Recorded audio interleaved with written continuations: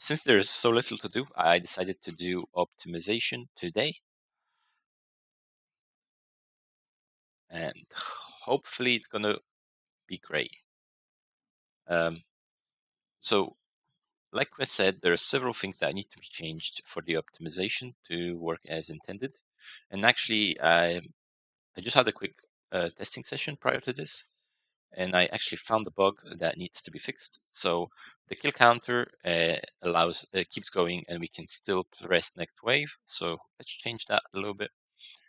So let's go into our game manager first. And firstly, we will disable the ability to move between objects. The ability for us to trigger the next wave if the game is lost. So we need the wave manager. Where are we? And we have a button, which is here. So what we'll do is if game manager.instance.gameover is gameover accessible, so we need to get the component. Well, get this value. So we'll do it like this, and we'll just do game lost is equal to false. Only if it's equal to false that we can actually run our start wave. With this, that's done. And what we want to do is we don't want to update our kill count anymore when the wave is lost.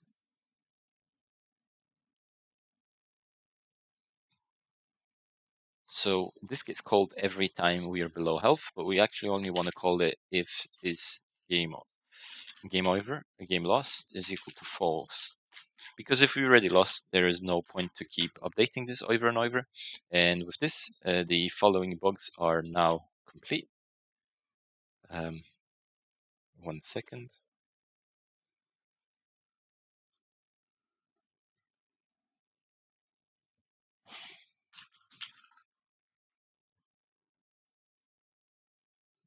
Quick back. Okay, now let's move on to the optimization section. So, well, first we have our tower script. So what's wrong with the tower script? Well, currently the problem with the tower script is that the firing type is in update. Where is update? Right here. We don't want it in here. We do want aiming to be in here though. Where is aiming? Yeah, so aiming is fine, everything else is fine, but firing type is not. So let's straight away just remove it from here. I'm actually just going to copy it. And what we'll do instead is create what we'll do instead is just invoke this function on enable. So on enable, invoke repeating, and then we type in the name of this function, which is firing type, like so. And we'll do it, I guess, as soon as the tower gets placed, and we'll repeat it every 1.15 second, like so. And we'll, of course, have to cancel this invoke when it's finished. Now, let's give this a try and see how that affects our gameplay. There's definitely going to be improvement in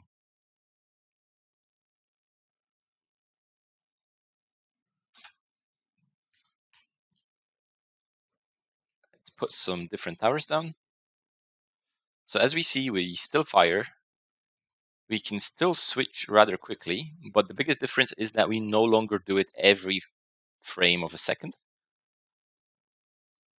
Now, if we think about it, what does firing type actually do? Firing type just locates the targets. And if you think about it, we will constantly have a target. So recalculating the next target doesn't have to happen so often. I would even play around with it maybe to check out higher values and see how that affects the gameplay. I actually just want to start from the game scene. No point to go overloading all the time.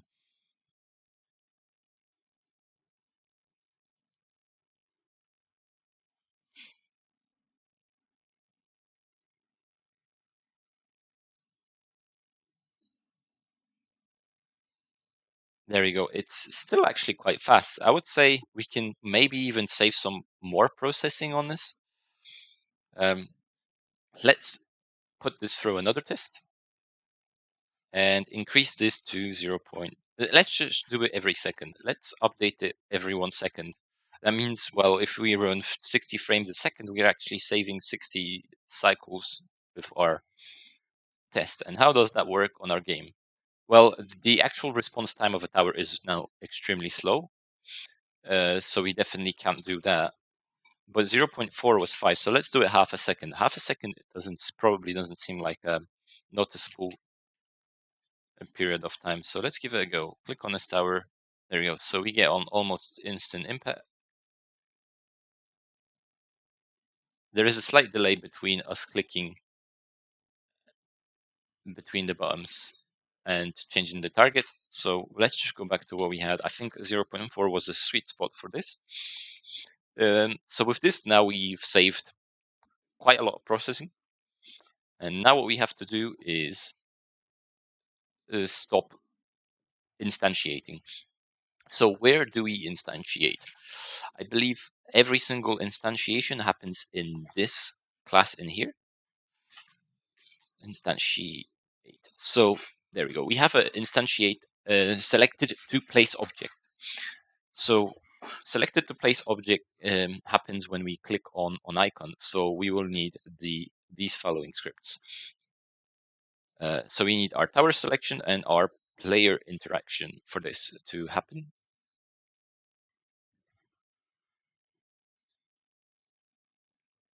Okay. Now, if we look in at our scriptable objects, where are we? We will notice that every tower has a tower to place object. Well, I will actually remove this entirely. So let's go into our tower, base tower to be exact, and let's completely remove this from here. We no longer actually need this. Now, with this removed, we should get some errors, and that's exactly what we want. We want errors. Now, tower to place is no longer a option, which is good. And this is where we run enable highlights. So this is where we will actually store our pulled objects. So let's create a new pulling script, and it's going to be the tower to pull. And what's going to happen here is instead of passing through the game, well, we'll still pass through a game object into here, but instead of putting a base a tower details, we'll also pass in a game object called object to pull.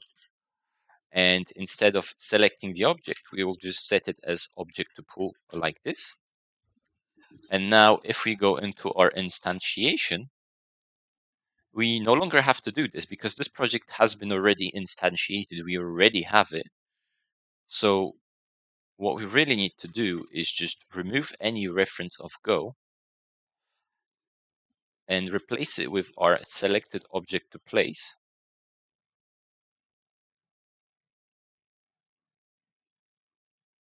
We put it at the position, which is correct.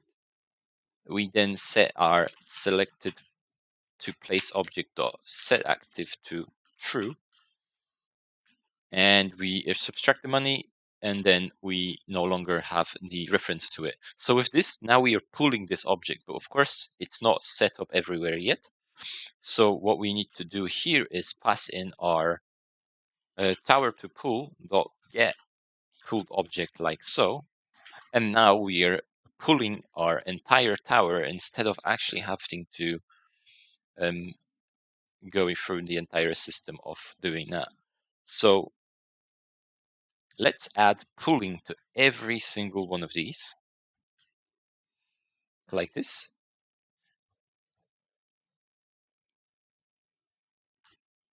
And now that we have pulling added to each and single one of them, actually, let's remove this from here and just do tower to pull is equal to this dot game object get component pulling.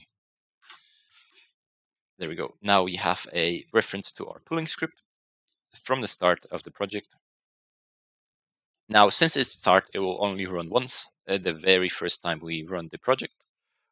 And objects to pull, we'll just get, so we have hmm, let's go into prefabs so we actually see exactly what we put through. So there you go. We will put spikes. Let's put 20 of them, maybe 15 for safekeeping for the axe tower. There we go. We drag in the axe tower. I think a player could easily have 6, maybe more axe towers. For Ray Tower, I don't think a player would have a lot of these. So let's put 3. Punch Through Tower, maybe 4. Of course, they will grow. They will instantiate if they have to be. But in most cases, they will not. Where are we? Punch Through Tower, Gun Tower, which is our default tower. Where are we? What's the Gun Tower? Where is it? What does it look like? It's the one with. Is it this one? No. Okay, let's skip that one for a second. Multi-direction. I don't see anyone using a lot of these. Freeze, again, maybe 5. They're actually quite good. Brun Tower is same, pretty good. Chain. Well, chain one looks funny, but I don't see anyone spamming it. Cannons, maybe.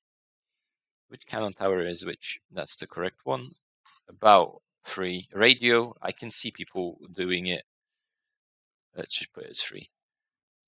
So radio, and then damage boosting as 3 as well. And switch cannon, it's probably the best tower in the game.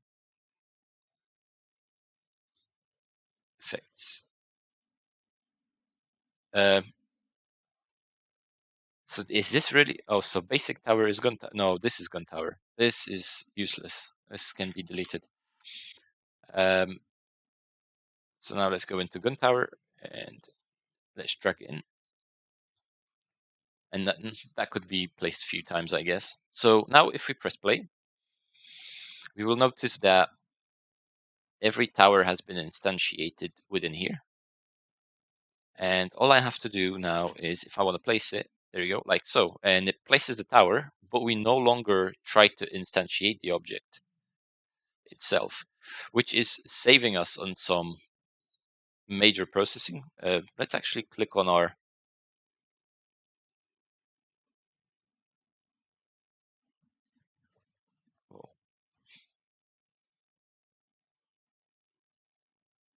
there you go. So initialization is quite high, but the game itself runs pretty well.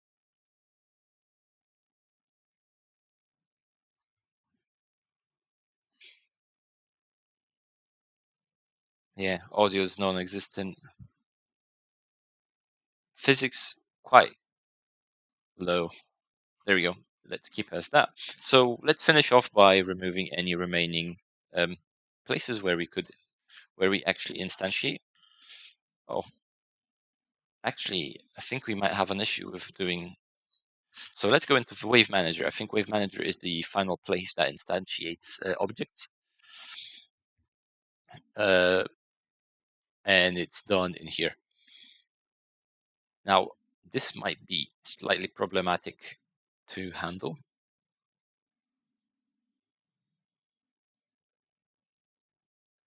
Actually, I don't even know if there's any point not to do this. Okay, let's look at our options because I'll not do it if it's unnecessary. Looking at the enemy, how could we make the enemies pull instead of instantiate efficiently? Well, the most efficient way I can think of is to convert all of them into a single prefab, but that means that I'll have to redo every single wave. No, I'm not going to do that. Let's forget about the wave manager. It's good enough. I'm happy. Let's do the regions. Let's go through every single script now. I know that it's a quite lazy thing to say, but this requires a big overhaul, and I showed how to clear up things in the project, and that is a class that would require a lot of changes, a lot. So let's have a look at this class. Enemy movement. It's a fairly small class. There is no need to do anything with it. What about this class? I believe that what would we have? Debuff counter. The debuff counter has to move. The debuff counter should be together with the initialization, whereas taking damage should move as well, and it should be here, right here. So now we kind of have, yeah, so you kind of look at the debuff counter, it's right here, straight away. Oh yeah, there should be a trick on tidying up the code. How to format, is it format code in C# Visual Studio? I think it was like, what is it? Control E, Control E, Control D. Did that do something? Sure. Let's assume it did. It should have. Whoa, whoa, whoa.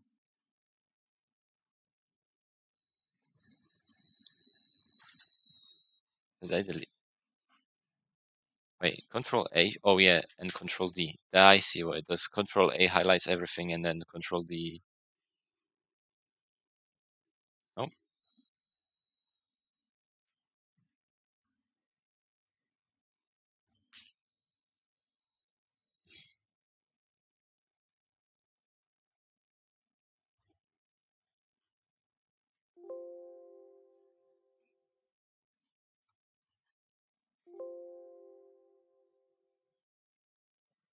okay. What have I done? Oh, wait.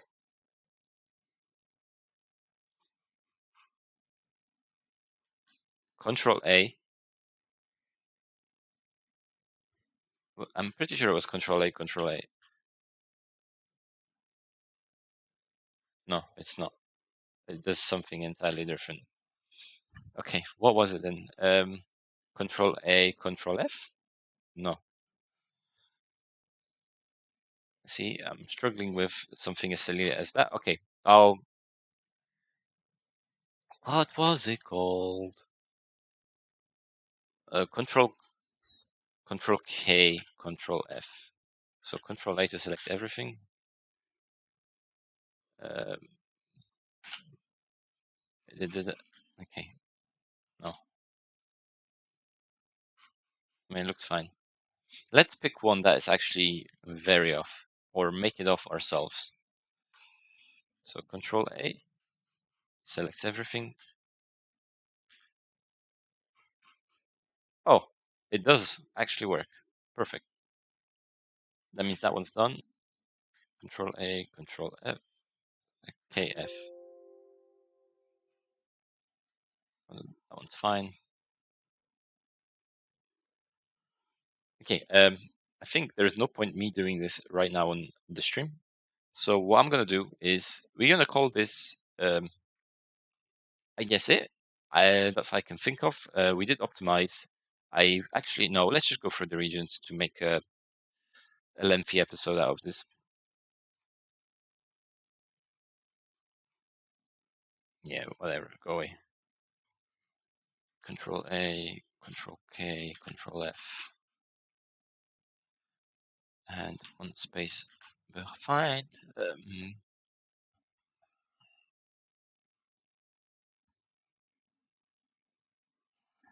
This is actually all right. Control A, Control K, Control F. Don't see any problems here either.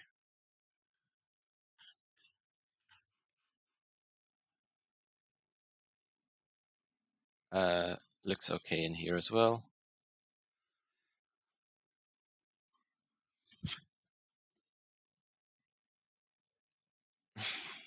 Control A, Control K, Control F. What we have here looks all right. This class. Control A, Control K, looks all right. If there's any other errors, I'll just fix them off stream once I upload it everywhere. Oh, why is this here? But I don't think there's. Go back.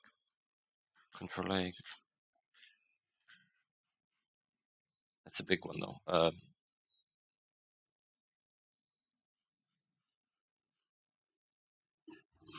Okay, so let's slightly move it around. Docs should be together at the bottom here. This is the, and then let's region it off. Visible panels and region and region.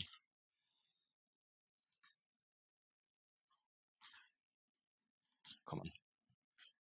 There we go. So that can be removed. Wait. That's right mouse click. Wrong one. Right mouse click should be next to left mouse click. There we go. I think it's better like this. There we go. We have left mouse click and right mouse click together. And then these two should be here. Okay. It's fine. AKF. Okay, well, it's actually better than I expected.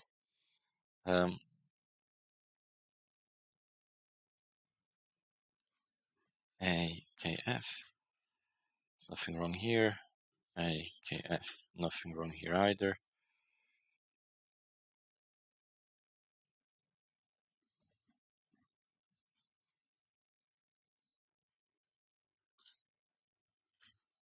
AKF. AKF.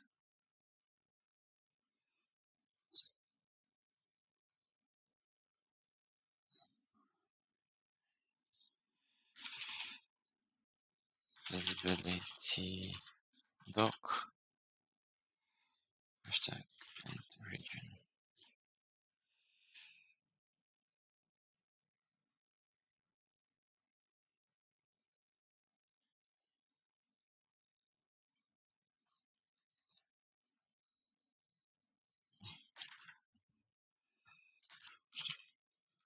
Saving and setting.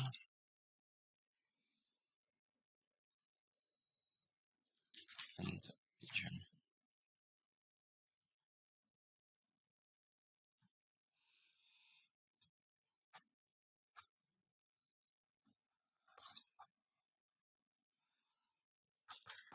There we go.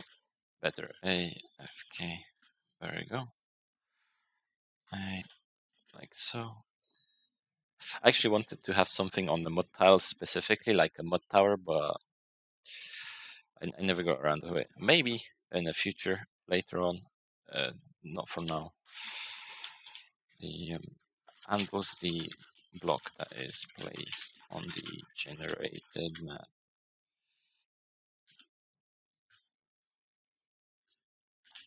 There we go. There we go.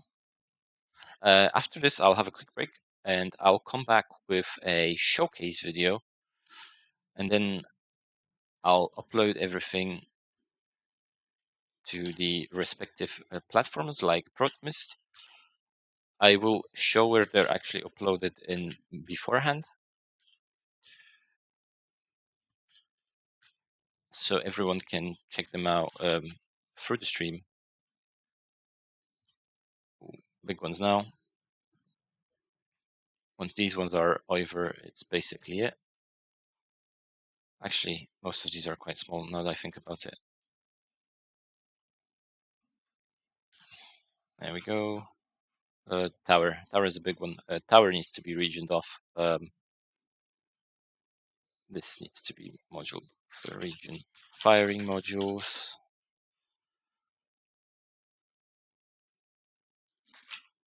Stack and region. There we go.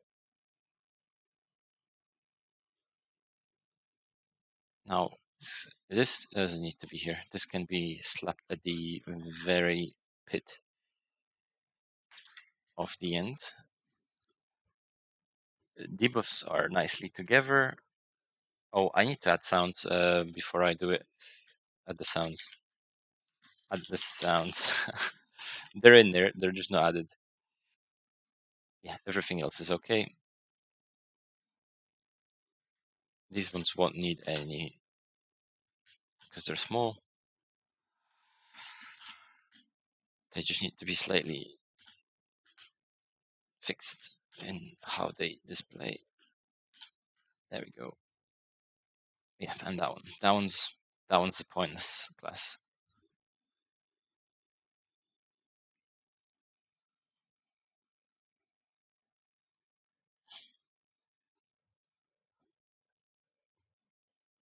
Okay, don't need those in the end. 1, 2, 1, 2, 1, 2. Nothing here. 1, 2. Yeah. Why do I do this? It's easier to look at. Simple as that. It's easier to read by someone else as well. Which is probably the most important thing of doing things like this. It could always be done better, but I mean, there is no right or wrong way to do it. It's like it's what's easier for you to read through. Am I actually using system? Where am I using system? You know, whatever.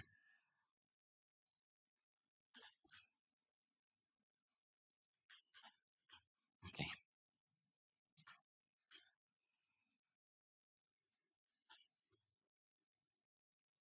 And finally, last set of classes.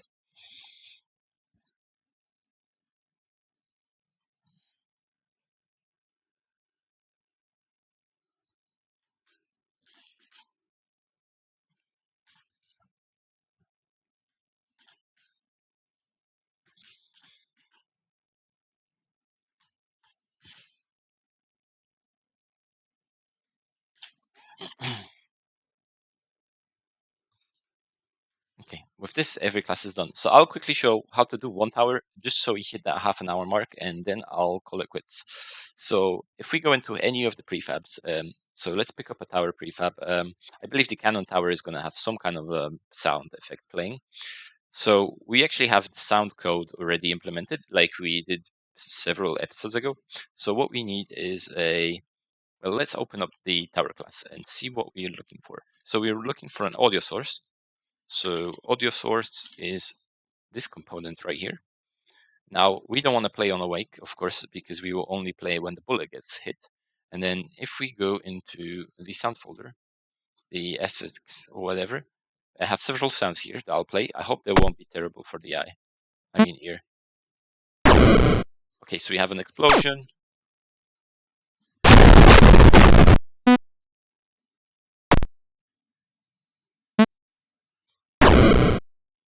Yeah, so I'm just going to place this one in. Sure. So let's go into the prefab again. Where are we? Tower, prefab. We click on the tower. We lock it like this. Go into the SFX. Where are we? Now, this can be put in here, or it can be put in here. It actually doesn't matter because this will equal to this eventually anyway. And of course, this sound will automatically change through the code. So if we find play, where are we? No, not play. Play source. So we have play bottom. So what this does is it assigns our clip, which is this as that, and then we take the volume straight from our sound because it's the sounds that we want to add it, and then we just do source.play, which plays the actual source of the sound in here. Excuse me here. Now, for the theme music, well, that's going to be done slightly differently. In fact, all it really needs is, did I add that too? Wait, what? No, I was right. Oh, because I locked it. So we add an audio source here, and we have a music that will constantly play. So if we select our music, which I believe is in here. Now, how does that sound? Let's play it. Okay, that's very annoying. Yeah, I'm so glad I'm doing this at the end. Yeah, so this will just keep playing that. And one thing that I'll only change here is because it's set I believe. Nope, it's play on awake, and that will be set to play on awake because this will always play constantly throughout all of our options. But but this is basically all it does. All we do is just call this function uh, everywhere that it needs to be played, and that's it for the sounds. I'll drag and drop all of the sounds in, uh, test it one more time, and then either today or tomorrow I'll be back with a stream that will be showing everything that's uploaded. I don't know because I have to go to work soon, so I have a little time left.